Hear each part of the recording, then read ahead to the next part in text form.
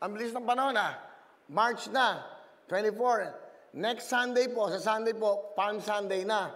Simula na po ng, Semana Santa. So, well, diba? Sa bahay-bahay muna tayo, magdasal, magmuni-muni. At mag-importante, mag-ingat po mag-ingat.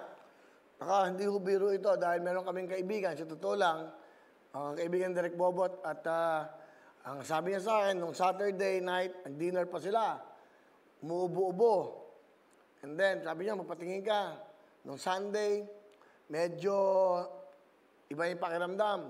Nung morning po ng Monday, nagkausap pa sila.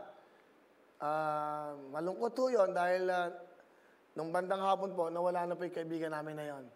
So, it's about, di ba, taking care. Mag-ingat po tayong lahat.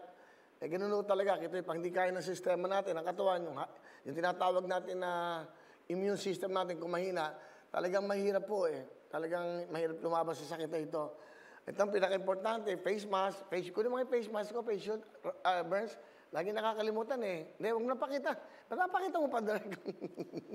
Direk, masyadong alisto. Relax. Pakikita mo pa yan. Okay na.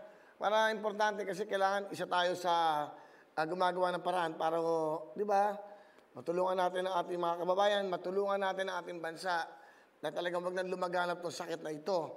So talagang face shield at face mask, bawat labas, makinig tayo. Importante ito. Mahirap yan. Magsisisiyan natin lahat yan. Pag dumami pa ng dumami ito. Hello mga kapuso! Ako po si Ipon. Minabati ko unang-una dyan mga kaipo natin, mga kaskwami ko dyan. Nagustuhan nyo ba ang video na to? Marami pa kaming inanda para sa inyo. Mag-subscribe lang sa Wowin YouTube channel.